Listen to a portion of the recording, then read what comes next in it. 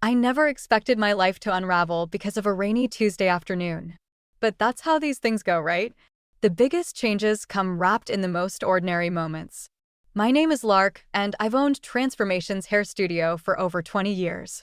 It's more than just a salon. It's where people come to reinvent themselves, share their secrets, and sometimes cry into my apron when life gets too heavy. I've always prided myself on being able to read people, to sense what they need beyond just a new haircut. That Tuesday, I was finishing up with Mrs. Peterson, my regular 3 o'clock appointment, when the bell above the door chimed. A young woman stumbled in, completely drenched from the downpour outside. Water dripped from her expensive-looking coat onto my freshly swept floors, but it was her eyes that caught my attention, wide, desperate, and holding something that made my stomach twist. "I'm so sorry to come in without an appointment," she said, pushing wet strands of dark hair from her face. I really need a change. Today, please?" There was something familiar about her, though I couldn't place it. "I have a cancellation in 30 minutes, I heard myself say, even though I didn't." Something in her expression made me want to help. She introduced herself as Clara and sank into my chair like it was a lifeboat. As I draped the cape around her shoulders, I noticed her hands trembling slightly. "Just cut it all off," she whispered, meeting my eyes in the mirror. "I need to look different." "He can't. I just need a fresh start." I've heard variations of this story hundreds of times, women running from something or someone. But Clara's voice carried an edge that made the hair on my arm stand up. As I worked, she slowly began to talk about a recent breakup. Nothing unusual there, except for how she described her ex, successful, married, trapped in a loveless relationship. The usual justifications. But then she mentioned his job in tech, and my scissors hesitated mid-snip. "He promised to leave her," Clara said softly, more to herself than to me. "He just needs time to figure things out." My phone buzzed in my pocket, probably another message from my husband Gideon, explaining why he'd be late again tonight.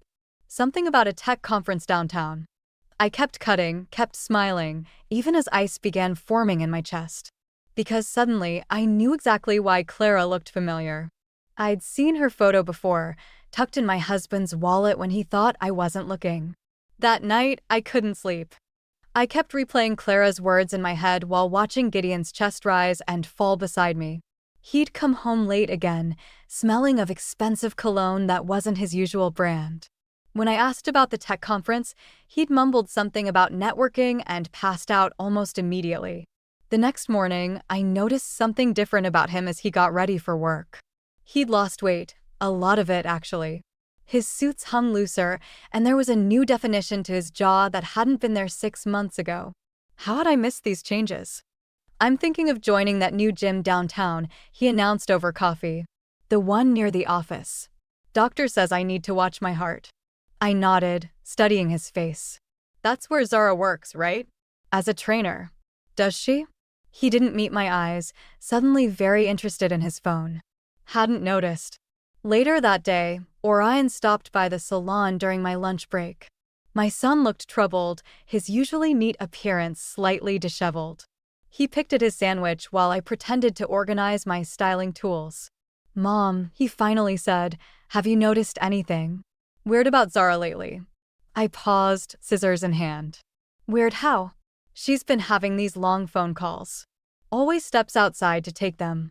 He ran a hand through his hair, a gesture so like his father's it made my chest ache. "Last night, I heard her mention Dad's name. When I asked about it, she got defensive. Said I was paranoid." My stomach churned. "Maybe it's about the family dinner next week?" Even as I said it, I knew it wasn't true. "Maybe." Orion didn't sound convinced. "It's just. She's been pushing to buy a house. A big one. Way out of our budget. But she keeps saying not to worry about the money." Just then, the bell chimed. Through the window, I saw Gideon's car pull into the parking lot. But instead of coming inside, he stayed there, talking on his phone. A moment later, Zara walked past the salon, gym bag over her shoulder. She glanced inside, saw us watching, and quickly looked away. Then she got into Gideon's car. That's weird, Orion said, frowning. She told me she had clients all afternoon. I squeezed his shoulder, trying to keep my hand from shaking. Honey, I think we need to talk. But before I could continue, my phone buzzed. A text from Clara. Can we meet? There's something you need to know about your husband. And your daughter-in-law. I met Clara at a quiet coffee shop across town, far from my usual spots. She was already there, fidgeting with a napkin, her newly short hair making her look younger and more vulnerable than before. Orion sat beside me, his jaw clenched tight enough to crack teeth. I'm sorry, Clara started, her voice barely above a whisper. I didn't know how deep this went at first. I thought I was special to Gideon, but then I found out about the others. Orion's hand gripped mine under the table. Others? Clara pulled out her phone, sliding it across the table. Zara's been organizing things. She finds women, introduces them to your father at the gym. Then Clara swallowed hard. She takes pictures. Evidence. My fingers trembled as I scrolled through the messages. Zara's name appeared repeatedly alongside numbers, large numbers. Bank transfers, dates, locations. She's blackmailing him, I said, the words tasting bitter in my mouth. Not just him. Clara's eyes met mine. There are other executives. Zara has a whole network. She uses the gym to meet wealthy married men, gains their trust, then introduces them to women like me. Once things get complicated, she steps in with proof. Demands money to keep quiet. Orion stood up so suddenly his chair crashed backward. You're lying. Honey, I started, but he was already pulling out his own phone. Look, he said, pulling up his banking app. Our joint account. The one Zara's been pushing me to close. His voice cracked. There's been regular deposits. Every month. Thousands of dollars. That's how she convinced me to play along, Clara admitted. Said it was easy money. Just be charming, be available. Let nature take its course. She wiped her eyes. But then I met you, Lark. Saw what a real family looks like. What I was helping destroy. My mind raced back through the past year, Zara's sudden interest in working at the gym, her expensive new clothes, the house hunting above their means. All while my son worked extra freelance jobs to save for their future. Why tell us now? I asked Clara. Because Zara's getting greedy. She's threatening to expose everything unless Gideon pays more. And she hesitated. She's pregnant. The coffee shop seemed to tilt sideways. Orion made a sound like he'd been punched. Is it? I couldn't finish the question. She says it's Gideon's. Clara wouldn't meet our eyes. But she's told that to 2 other men too. All of them are paying to keep it quiet. My phone buzzed. A text from Gideon. Where are you? We need to talk. Zara just showed up at my office. I looked at my son, seeing the same cold fury in his eyes that I felt in my heart. No, I said, standing up. We're done talking. It's time for action. The drive to Gideon's office felt like walking into a trap, but I wasn't the prey anymore. Orion insisted on coming with me, his hands white-knuckled on the steering wheel. Clara's evidence was safely backed up on both our phones, insurance against whatever game Zara thought she was playing. We found them in Gideon's corner office, my husband of 30 years looking small behind his massive desk, Zara perched on the edge like she owned it. She didn't seem surprised to see us. Perfect timing, she said, smoothing her designer dress over her still flat stomach. We were just discussing family matters. Like how you've been blackmailing my father. Orion's voice could have frozen hell. Zara's smile didn't waver. Blackmail is such an ugly word. I prefer mutual arrangement. Right, Gideon. My husband wouldn't meet my eyes. Lark, I can explain dash. Can you explain this? I pulled up the photos Clara had shared. Or these bank statements. Or maybe you'd like to explain why our daughter-in-law is claiming to carry your child. Among others, Orion added, his voice breaking slightly. Zara's composure cracked for just a moment. Clara talked. Interesting. She stood, moving to the window. Did she mention her role? How eagerly she played her part. She did, I said. She also mentioned the other executives. Their wives might be interested in your business model. You wouldn't. But Zara's confidence was slipping. You destroy your own family's reputation. Your salon dash. My salon will survive. Your house of cards won't. Gideon finally found his voice. The pregnancy. It can't be mine. We were careful, Dash. Were you? Zara turned, something dangerous in her eyes. Like you were careful with the company funds you've been embezzling to pay me? The board might have questions about that. The room went silent. Orion looked at his father in horror. Dad? I had to, Gideon whispered. She knew about everything, the affairs, the money laundering through the tech conferences, all of it. I thought I could handle it. Handle it? Zara laughed. You handed me everything I needed on a silver platter. All those lonely nights while Lark worked late at the salon. It was almost too easy. I felt oddly calm as the last pieces fell into place. You planned this from the start. Getting the job at the gym, marrying my son. I needed access, she shrugged. Orion was. Convenient. My son moved so fast I barely saw it.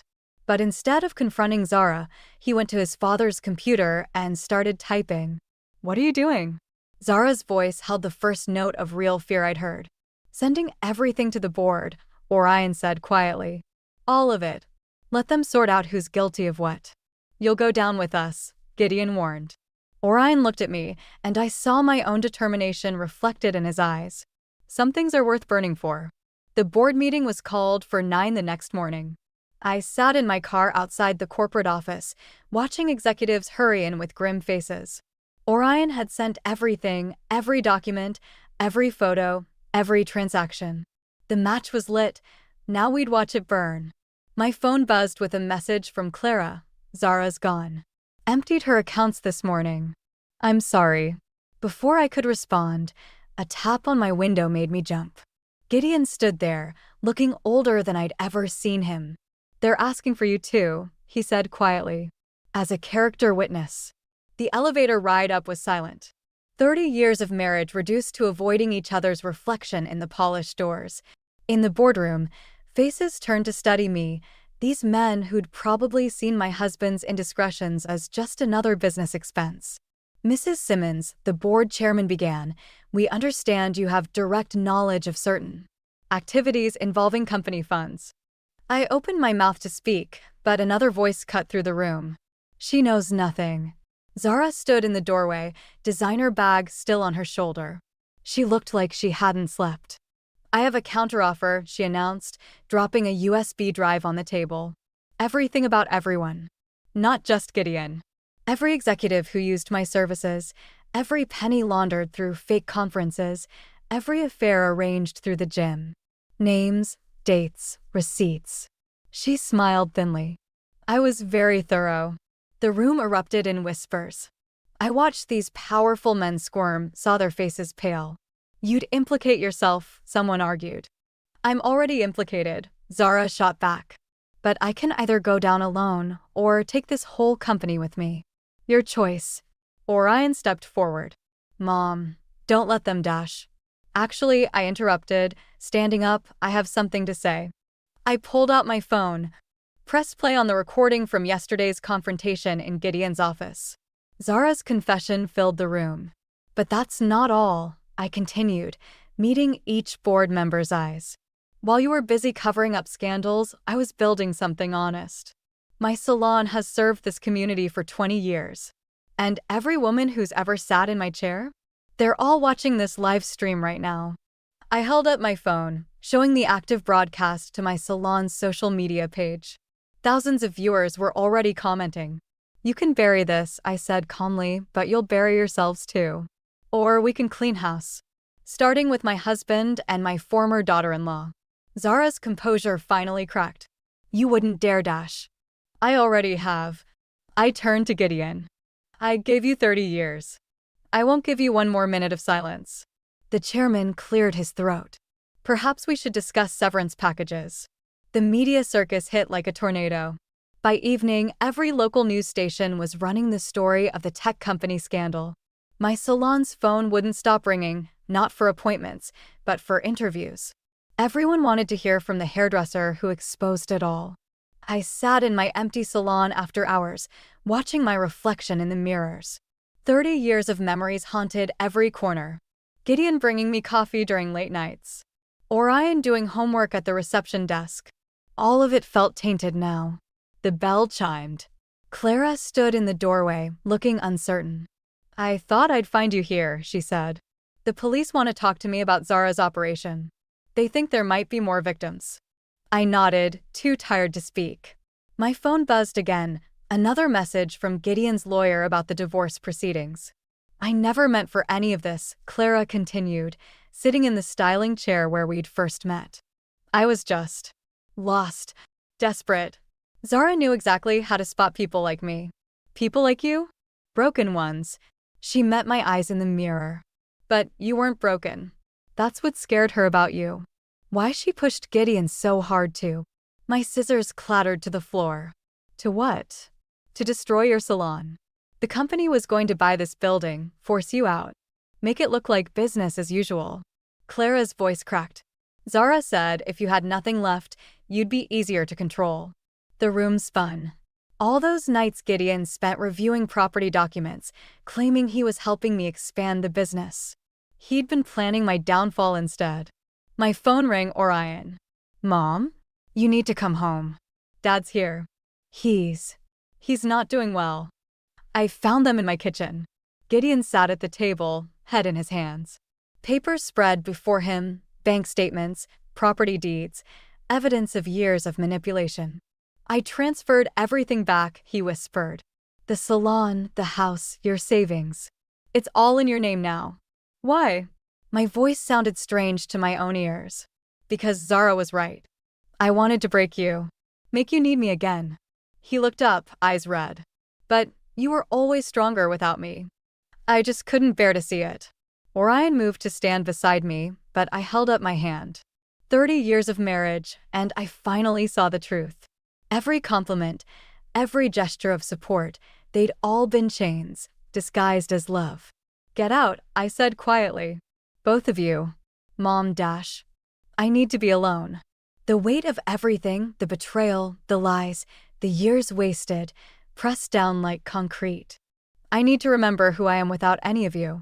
The door clicked shut behind them. In the silence, I heard something break inside me, and something else, something stronger, begin to rise from the ruins. The police found Zara at the airport, ticket to Dubai in hand. They brought her to the station, where I waited with Orion. Through the interrogation room window, she looked smaller somehow, her designer clothes wrinkled, her makeup smeared. "She wants to talk to you," the detective said.